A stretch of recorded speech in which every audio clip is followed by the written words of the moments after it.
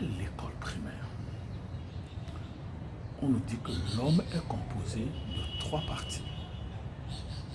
La tête, le tronc et les 4 membres. Mais c'est quoi l'homme dans l'homme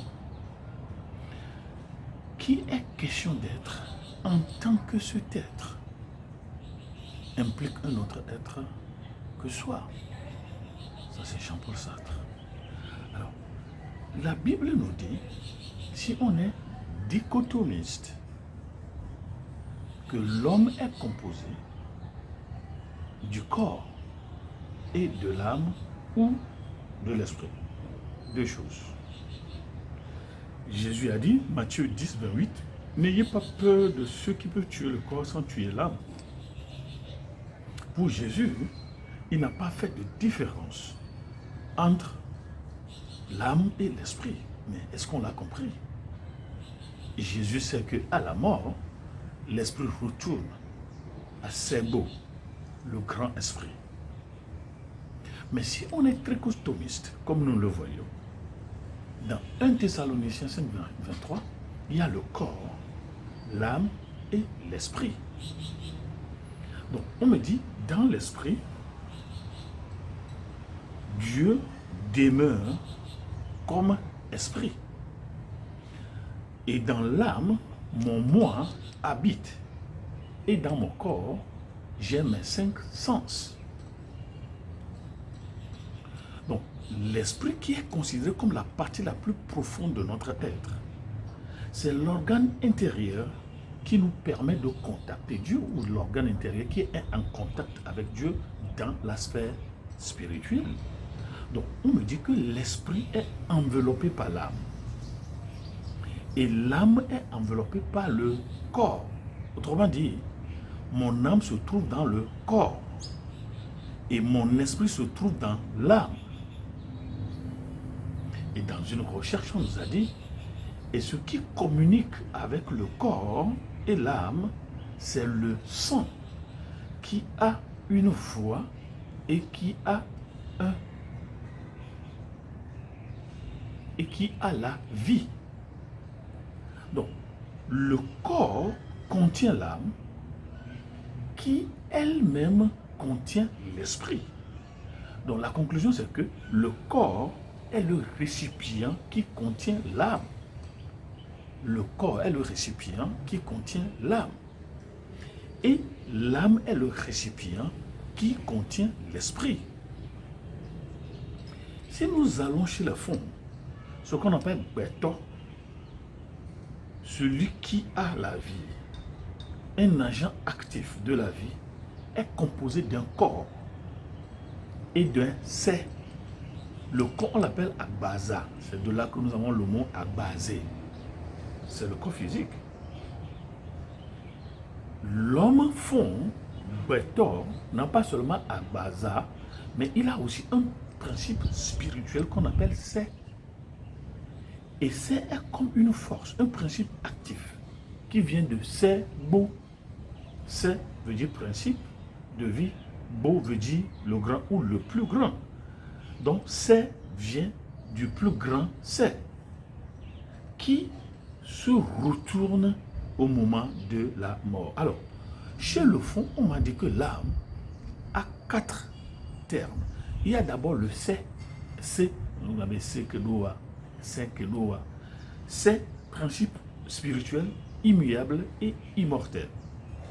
Alors, ce principe c'est s'actualise dans le yé, qui est l'ombre claire, lointaine du corps. Autrement dit, vous êtes un être, on voit le corps, mais il y a aussi yé, qui est une ombre claire, qui est un peu loin de votre corps. Mais au même moment, il y a aussi le Wezangu. Wezangu, c'est l'ombre la plus opaque, qui est beaucoup plus proche du corps. C'est lui qui va dans l'imminence, dans la mort, prévenir le grand cerveau. Donc le Wezangu, lorsque vous allez mourir, c'est lui qui vous quitte pour aller informer le grand c'est, le grand esprit. Donc on peut identifier le Wezangu ici à l'esprit qui vous quitte à l'arrivée de votre mort. Mais il y a aussi ce qu'on appelle le lindo. Le lindo qui est l'expression des facultés de Yé, c'est-à-dire le pouvoir penser. Alors, chez les Bassa du Cameroun, la personne humaine est composée du corps. L'homme en tant que forme, l'homme en tant qu'être. Deuxième partie, l'homme est composé du souffle, personne en tant que doué de vie. 3. L'homme est composé de l'ombre, qui est une partie du souffle, mais qui est vue sous l'angle de l'agilité, l'habileté. Et le cœur, la personne en tant que doué d'intelligence et de sensibilité. Alors, lorsque nous allons chez les Égyptiens, l'homme est composé de quoi?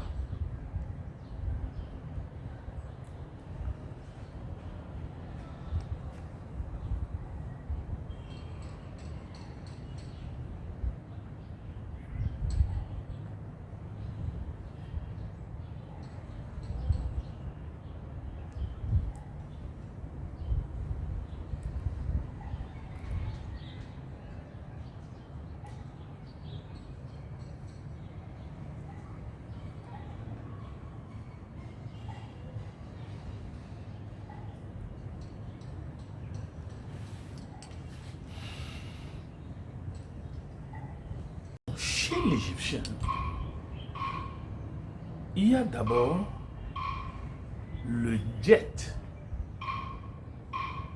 qui désigne le corps, mais aussi ses représentations en images peintes ou sculptées. Donc, quand je vois un tobosu, ça c'est le jet. Ça représente un corps.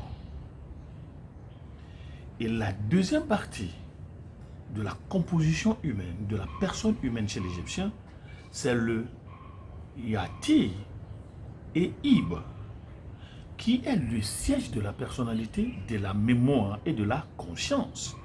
Cet organe est symboliquement évalué à l'aune de la mat sur la balance du tribunal d'Osiris ou d'Osiris. 3. Vous avez le Ren, R-E-N, c'est le nom, une partie primordiale de l'être.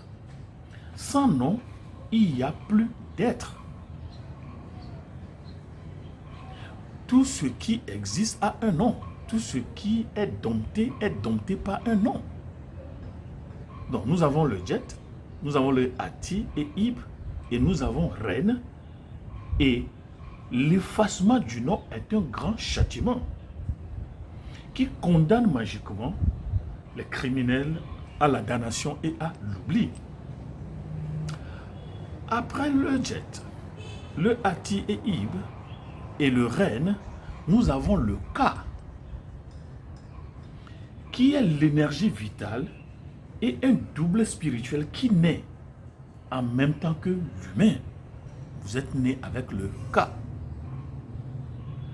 Donc le Ka, c'est le Ka qui survit au-delà de la tombe. Après la mort. Et donc, ce n'est pas à l'être mort qu'on fait les funérailles. Nous sommes en Égypte. Ce n'est pas à l'être mort qu'on fait les funérailles. Mais au cas, cette entité-là, qui est née avec vous et qui est restée après votre mort. Et c'est ça que nous nourrissons avec les cultes de funérailles et des livraisons d'offrandes alimentaires. Amis africains, est-ce que vous me suivez? Le culte funéraire, de temps en temps, lorsqu'on dit la manne des ancêtres, les mannes des ancêtres disent il faut nous donner ceci, donner cela, ce ne sont pas les ancêtres, mais c'est une entité, selon les égyptologues, qui est née avec celui qui est mort et qui survit après la mort. Donc, nous avons Jet, nous avons Ati et Ib, nous avons Ren, nous avons le Ka et nous avons aussi le Ba. Le Ba, selon les égyptologues, improprement traduit comme âme, c'est le principe spirituel qui prend son envol à la mort du défunt. Vous comprenez? Il y a une différence entre le Ka et le Ba. le cas est né avec l'humain. Autrement dit, quand vous naissez, il y a le cas et le bas. Alors, lorsque nous mourons, le bas lui part. Mais le cas demeure. Et je répète, c'est au cas qu'on offre les nourritures, donnez-nous de l'eau, tout ça, tout ça, tout ça. Donc, cette composante, c'est-à-dire le bas, ça représente l'énergie de déplacement, le dialogue et la transformation inhérente. Donc, voilà certaines choses que nous avons glanées sur la composition de la personne humaine. Ce qui est sûr, c'est que nous avons le corps qui retourne à la terre, nous avons le moi qui va aller en jugement, et nous avons l'esprit qui va chez le cerveau, le grand esprit. Et le grand esprit dit, notre sein doit être lavé, pas avec le sang des animaux, pas avec le sang de la terre. Il faut le sang du ciel. C'est pourquoi la Bible dit, c'est Jésus qui est venu avec l'eau et le sang. Pas seulement avec l'eau et le sang, mais aussi avec l'esprit. Il faut le sang du ciel pour vous laver. Sinon, votre moi ne peut pas aller chez le cerveau. Et le moi, le sein se lave à travers le sacrifice expiatoire de Jésus-Christ. Vous pouvez lui demander de vous laver aujourd'hui, vous et votre maison. C'est ce qu'on appelle accepter Jésus comme son sauveur et Seigneur personnel. Donc, il vous rachète, il vous lave. Donc, c'est le sein là qui est lavé. C'est votre bas là qui est lavé. C'est votre âme qui est lavée. Parce que l'âme ira en jugement. C'est pourquoi Jésus dit, n'ayez pas peur de ce qui peut tuer le corps sans pouvoir tuer l'âme. Parce que l'âme va subsister à la mort et ira en jugement. Alors, les tradithérapeutes